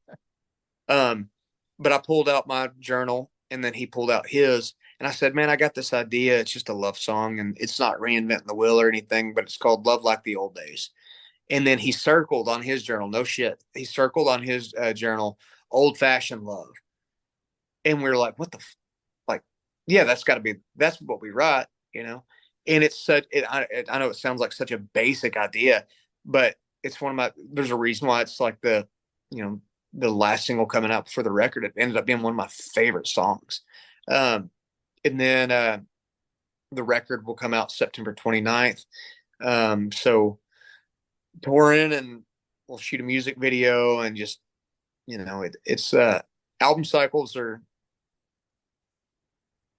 I was about to say they're fun, but I'd be lying. They're stressful.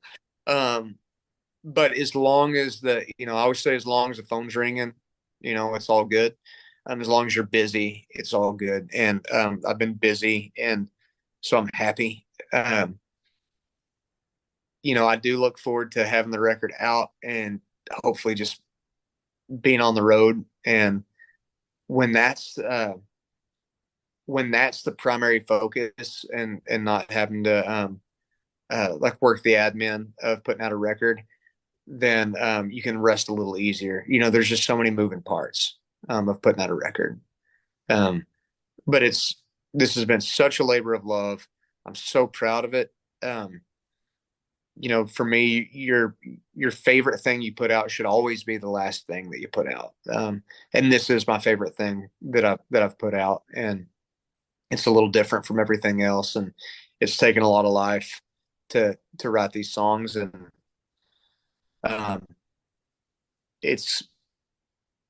don't think it becomes any easier, but there is the realization, I think, the older that you get, of like, it's an easier pill to swallow. Like when you put these songs out, they're not yours anymore, and you can't control what happens to them, and you hope that they connect, and you hope that, shit, like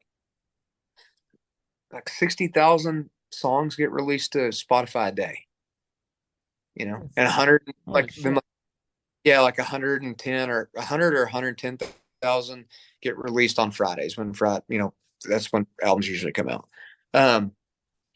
So anymore, it's not so much the hope that they connect, but it's the hope that you can break through, that people will find you,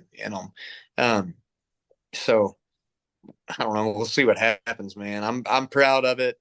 As long as I'm doing everything I can to get it to people that I can sleep I can sleep easy, but there's always more work to do, so I don't sleep that easy. you know.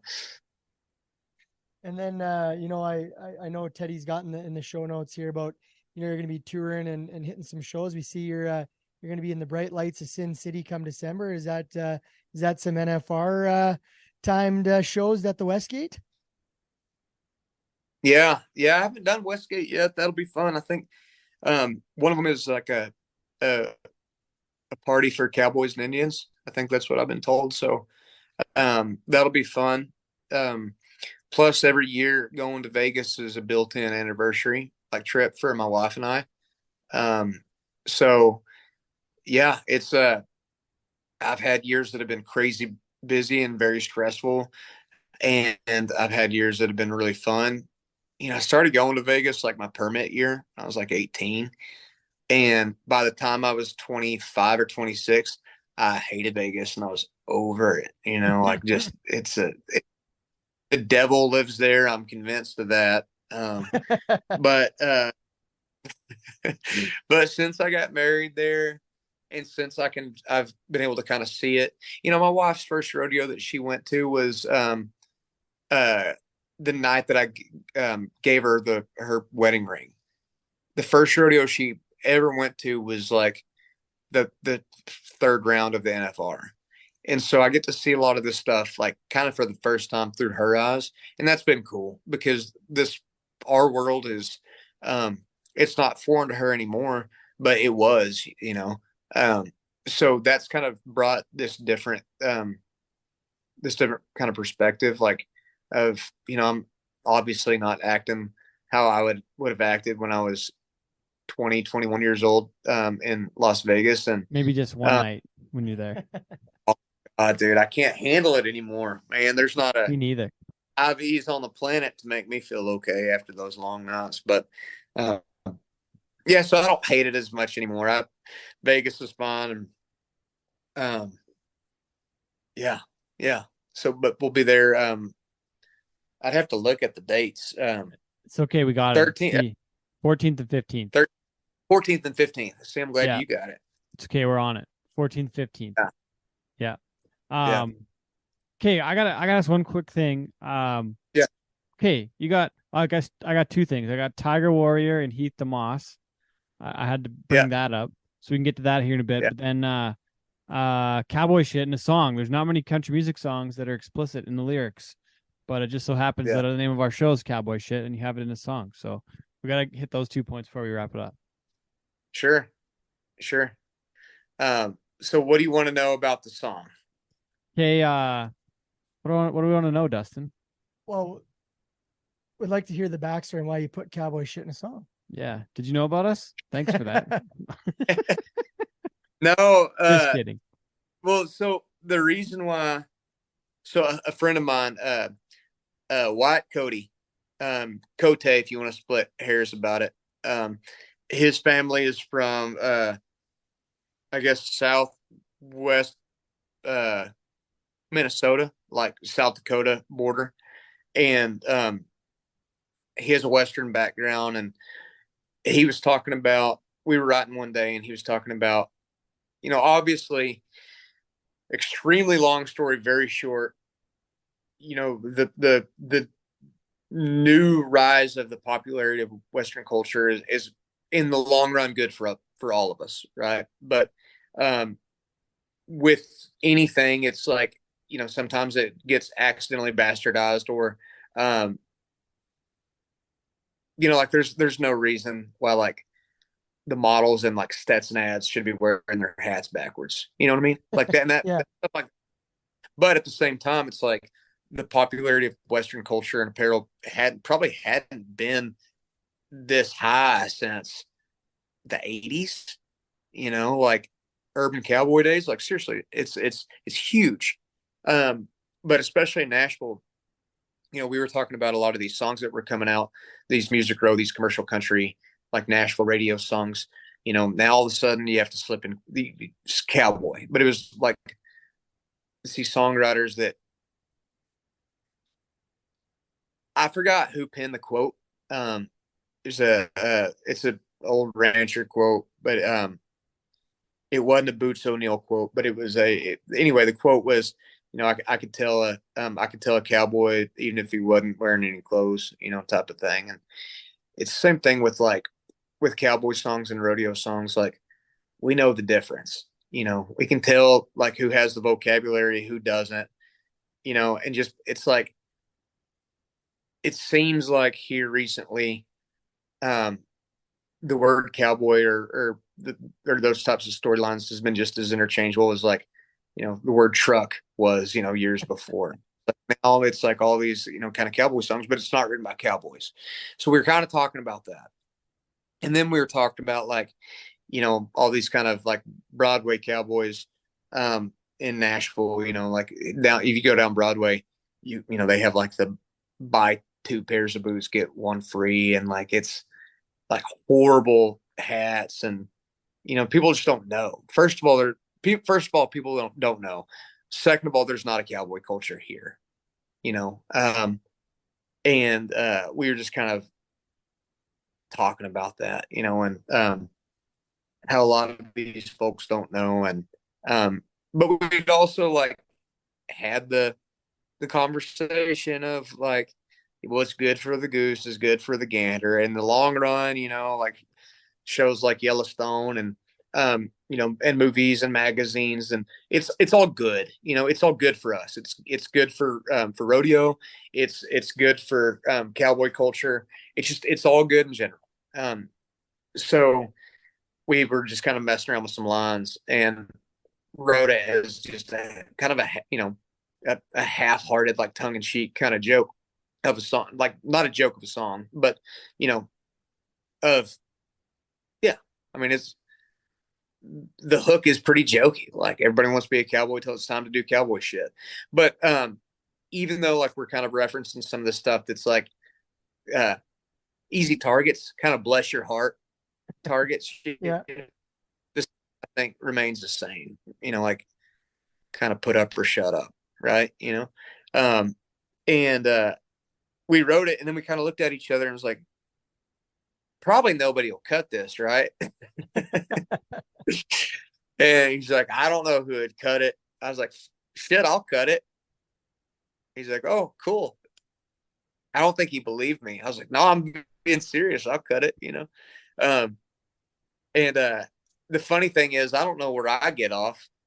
Like, I've lived here for 11 years and hadn't been on a bucking horse in 11 years. Like, I'm all of a sudden the gatekeeper on who's handy and who's not. But I figured if anybody was going to cut it in Nashville, there was only a handful of guys that could. And I was one of them, and I love the song and I like what it says. And we've all been frustrated, where you like see a goober. Hey, we spend 10 days a year at the Calgary Stampede. We see it. Well, yeah, there you go. I was just saying, whether it be the influencers or whatever, we've all had those moments of just like, Jesus Christ, like, what are we doing here? Like, this is horrible, whatever. But I don't know, maybe all that stress about it just came out in the song, because I don't think about it much anymore. And I'm fully ready, by the way, of somebody who's way handier than I ever was or ever will be, to be like, this guy doesn't know his ass from his elbow. Or just like, I'm so ready for somebody just like grill me and roast me and talk so much shit. But I believe in what the song stands for, but I also believe that it should be tongue in cheek, Okay, Heath DeMoss and Tiger Warrior. That's in I Rode the Wild Horses, isn't it? Yeah. So my brother and Heath were traveling partners, and when I was cutting that record, I Rode the Wild Horses. It was produced by a producer here in town named Eric Massey. And when I talked at the beginning of our conversation about some of the albums that I'd listened to, that kind of made me want to move to Nashville, like, most of them were produced by this guy. And I knew that if I had the opportunity to make a record with him, that I was going to. I was just going to figure it out and make it work. So that's what I did. And we'd cut this song, and when I was also mentioning before, like I was listening to like a lot of Tom Waits and stuff, and it took me a while to figure out how to write like my, rodeo song. Man, when we cut I Rode the Wild Horses, I had the thought, I was like, no, like my cowboy buddies aren't going to like this, because if you take the lyrics, if you take the vocal track away, it sounds like a Tom Waits song. It's dark, it's moody, it doesn't sound like a country song. And we put out a music video for it, with some ranch buddies, and it kind of went like, for me, viral. Like on Facebook, it like had 250,000 plays or whatever, views, whatever. But while we were in the process of cutting the song, Eric was like, he's like, man, it'd be really cool. So, all right, I know I'm kind of like bouncing, but when this happened more in the southern region, but like, at some point during the rodeo, like towards the bull riding, if I got in the sauce a little bit, I'd, be on the back of the buck and shoots, just doing kind of, fake announcing, we're going to look down to the man with a plan, all the way from Manitoba, Canada, on the bull they call a hamburger. And so I feel like I've heard this. Now I remember who you are. I think I remember this. Do you remember Randy Cortieri too? Randy was always up to some sweet antics back there. Yeah, he used to do that too. Yeah, I know Randy Q really well. In fact, I'm trying to get him to shoot the music video for Everybody Wants to Be a Cowboy. Oh, really? So Randy, I got a quick story with Randy. So he and I were in the same place, same time kind of thing. I bought a pair of chaps and a belt from him when he was going back home at the end of the semester. And I just gave him that belt back last week in Pinoca. He was up here for the Pinoca Stampede. And I was like, Randy, I wore this belt for like 12 years. It was, 15 years actually, because I got it in 08 or 09 or whatever. Now it's 2000. So I've had it forever. And I'm like, here, man, like, you give it to your kid, or you take it now. Like I got good use out of it. I think I need to give it back to you. Yeah. He's like, yeah, I don't know if it's going to fit though. Shit. Yeah. Is that that thing, you pay for your old seat, but you only need the edge here on a Saturday night, that whole thing. So I was doing that. And Eric was like, we should do this at the end of the song. And I was like, yeah, I don't know. It's like, the thing is about rodeo announcing, it's like, it's not like a monster truck rally. Like it's, there's entertainment behind it, but it's not a joke. I don't want anybody to think that this is like me making fun of anybody. That's not that. I was like, if I do this, like it needs to be serious. It needs to kind of fit the song. And so my brother Bonner and Heath were traveling, and I was like, well, shit, if I'm going to do it, I'm going to reference somebody. I want it to be somebody who's close to the family. He's like a brother to me. So I called Heath, and I was like, what's the rankest son of a bitch you've ever been on? Like, what is the hardest sucker to ride? He's like Tiger Warrior without a doubt. And we talked a little bit, and I was like, all right, bingo. Like, that's it, So that's where that came from. We did it in like one take, And I think I even said that too, like ladies and gentlemen, we're going to look down to the man with the plan. You pay for that whole seat, but you only near the edge. Looking down to the cowboy from Heflin, Louisiana, Heath Demos on the horse they call Tiger Warrior. And that's where that came from. It wasn't a complete, just off the cuff type of thing. There's a little planning to it. I figured there was something to it. Yeah. Figured. Well, we've got a lot of stuff here. I want to say, thanks for doing the show with us. We got one question we ask everybody though. Dustin, go ahead. Yeah. So we end every show with asking our guests what their definition of cowboy shit is. It might be killing a bug. That's a moth. He ain't gonna hurt much. That's not already moth eating in here. Great question. First of all, thank y'all for having me. Seriously, like, this has been a blast. Yeah, I'm sorry. I know I've probably talked a little bit too much, but you're not the longest show I've ever had. I will tell you that. So this is good. Great. I appreciate this as compared to somebody that gives me one word answers. So yeah, it's tough. But definition of cowboy shit is, I guess mine would be when things get hard, or when you face adversity, not running away from it, but jumping in and doing the best job you can with as much dignity as possible. So whether it be cleaning shit, or working a white collar job, when it gets hard, jumping in and giving it everything with as much dignity as possible. Well,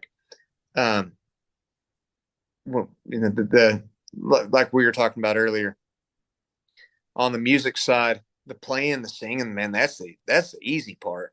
The driving, 4,000 or 5,000 miles in a week, and being away from everything you love, and having to, and dropping your, I'm biting my tongue here, but dropping your damn transmission in Billings, Montana, and can't figure out how you're gonna get home. That's shit easy, but being the same type of winner and the same type of loser, and approaching everything that you can, especially when it gets hard, with hard work and dignity. I mean, I think that to me says it. That's a hell of an answer. I like it. Yeah, I like it. Well, Ross is on tour this fall. You can catch him in, I see at least 3 different states here.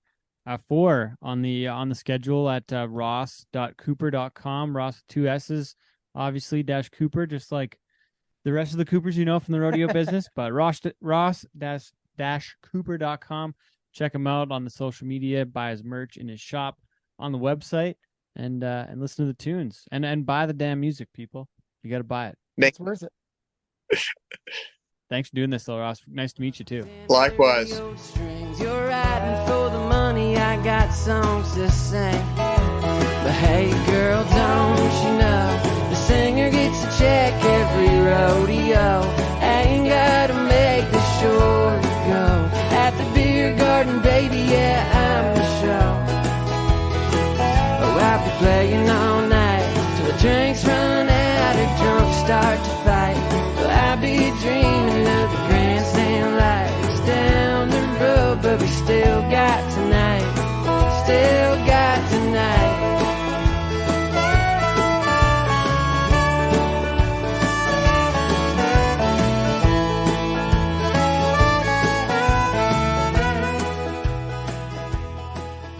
Thank you to Ross Cooper for joining the show this week. Best luck to Ross with his new single coming out on, I guess, Friday. Yeah. Yeah. He was a really good dude. Yeah, I enjoyed talking to him. I became a fan of him and his music by talking to him. Yeah, me which too. I think will probably go far for him. Pretty cool story. Toss around all the old rodeo names and stuff.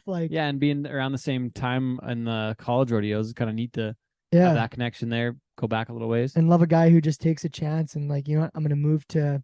It's funny because all the names he was mentioning, like I'm like, oh yeah, listen to that stuff, that red dirt country. Yeah. And I'm like, I said that to him like about leaving that scene, and he's like, that really wasn't me. Like, yeah, it's kind of somewhere else. So really cool story. Any Cooper that's been on the show goes on to great careers. It's true. It's very true. So it's got to be the same for Ross. So yeah, we'll have to go check him out in Vegas at the NFR. Yeah, absolutely. Westgate the last couple of days of the NFR there. So that'll be good. But yeah, I guess on as far as things going up here, this show's out on the 9th of August. You all are listening. I'll be in Dawson Creek. Dustin, where are you? Cofield, PBR. Cofield. Okay, right on. So our buddy Curtis Neufeld and then Sean Morton. And then our 150th podcast is going to be out on the 20. What is it again? 20. It would be the 23rd of August. So we're having a party at HQ on the 17th. 4620 on the 17th of August. Anybody that wants to come by, come check out the house, come hang out. We'll have a party. We'll do a show. Cowboy Shit beer will be hopefully still in stock at that time. We'll see if it's still around at that time. Yeah, we got to get a few flats for the show. So I'll be on the grill. I'm gonna get some yeah? dogs. Yeah, some dogs. We're gonna do some burgers and dogs. We got lots of burgers here too. Yeah, might have to get some Cowboy Shit barbecue and apparel. Hey, that wouldn't be bad. Get your little apron. Yeah. A little chef hat. Oh yeah, it'd be fun. So anybody that's listening that wants to come to the party, just give me a shout. Come by the house. Do some karaoke. Probably karaoke. Some cornhole maybe. Yeah, we probably got to get some cornhole boards, but some Cowboy Shit cornhole boards. Some ladder ball. Oh yeah, we got ladder ball in the backyard too. So yeah, come on, check it out. Funny games. Come and see us. Be a fun evening of games and activities. Yeah. What else? Oh, I don't know, man. It's Glen Keely PBR got to go there soon. Lethbridge Rodeo, Dallas Market. We got brand new Cowboy Shit coming down the pipe. It's delivering it's gonna be awesome. Yeah, it's delivering this week. We got a bunch of new designs, a bunch of new stuff. We're going to the Dallas Market. The 22nd we fly down there. Shows the 23rd, 4th, 5th, and 6th. So 4 days of show there from I guess Wednesday to Saturday. Yeah, people are gonna like it. I hope everybody likes it. I'm gonna tease it a little bit. Okay, because I'm not like a clothing expert or design expert, but I just flipped through it today and I think it's really, really badass. I'm glad you like it. It's gonna be a really cool line. I think people are gonna like it. So I don't know if I ever told you, but my friend Paul Bazet, I met him at the golf course. Actually, we met him at a hockey game in the playoffs a couple of years ago. And he and his buddy Dale, like guy that he works with, were at the hockey game and they sat down in the wrong seats. But I noticed that he was wearing a Valley Ridge hat, and I was like, "Hey man, where'd you get that hat?" He's like, "Oh, I golf there." I was like, "No shit, me too." So we got like kind of hooked up, like from him sitting in the wrong seats because they were kind of loaded from drinking because it was playoffs and they were drinking beers, the dome foams, and so we got talking, and then we got hooked up and we got golfing and got to be buddies. And then his companies helped make the new designs, like that one that you have there. That one I toned back a bit. It did say "bang bang motherfuckers" on it at one point. So that was a bit aggressive. So I was like, we probably should just tone that one back. It's one of my favorite hats. Yeah. Debuted this at Medicine Hat on the weekend. So. Yeah. So we got going to bring out a few new designs, but yeah, check it out. It'll all be on the website here pretty soon. CowboyShit.ca. Check it out. Yeah. It's going to be good stuff. Lots of perfect time for the fall for the new wardrobe. It's true. It'll be in stores, online. You can find a lot of different places. So yeah, make sure you follow us on the social medias. See us at events out there. Looking forward to the 150th. Like I said, it's a little early. We haven't figured out a guest yet for that one, but we're gonna get to it and we'll figure out a little. We're gonna have some fun with it. It'll be a fun. It's gonna be a fun way. Yeah. Maybe we'll just put the karaoke on the whole show. Whoever comes out, it'll be a straight karaoke podcast. Oh, could you with imagine? Heckling the entire time? Yeah, that'd be a lot of fun. Oh. Maybe that's what we'll do. If you have an idea that's better than that, let us know. But if not, that's probably the plan for now. Probably a few, but yeah. Okay. Anyways, thanks for listening, everybody. Once again, it's Cowboy Shit. My name's Ted Stovin. He is Dustin Edwards. Thanks for tuning in. Thanks again to our guest, Ross Edwards, Storm Defoe on the design, the website, and keeping us all together, and Sean Morton on the editing. Appreciate you all the time. You said Ross Edwards. I said Ross Edwards? Yeah. Oh, it was Ross Cooper. Anyways, thanks for our guest, Ross Cooper, being on the show. I mean, you could easily get me as a famous songwriter. Are you did I say... I'm Ted Stovin. He's Ross Edwards. Did I say that? I think he said thanks to our guest, Ross Edwards. Ross Edwards. Whoops. It's actually Ross Cooper. We got two Coopers in a row. I got a little. Should we do our closing again? We can if you want. But you can't edit this part. No, we can edit whatever. We just can redo it. Yeah. Should we just do that? Sure. Thanks to our guest, Ross Edwards. Yeah, you go ahead. Oh, you go. You want me to do it? Okay. Sorry, Sean. Here we are again. Thanks again to our guest, Ross. Thanks again to our guest this week, Mr. Ross Cooper. Appreciate you being on the show. Thanks again, my co-host, Dustin Edwards. I'm Ted Stovin. This is Cowboy Shit. Our editor, as always, Mr. Sean Morton. We appreciate you. Thanks for taking the time to redo this closing with us. And Storm Defoe, always appreciate you. Make sure to check out those new designs. Check us out on social media, and we'll see you all again in a couple weeks. Thanks.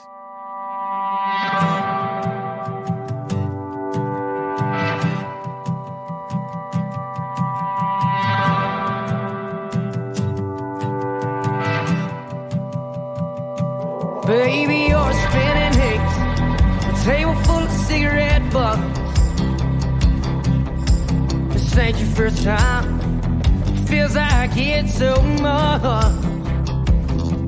Baby, you're a loaded gun, cock back and taking aim. You ain't never looked for anybody's last name. In the morning you'll be here, and I'll be laying here, telling you my goodbyes, red eyes full of tears. Oh, when you walk out, you won't look back at the number that you left on shelf. Oh, I'm trying not to fall in love, I just can't help myself.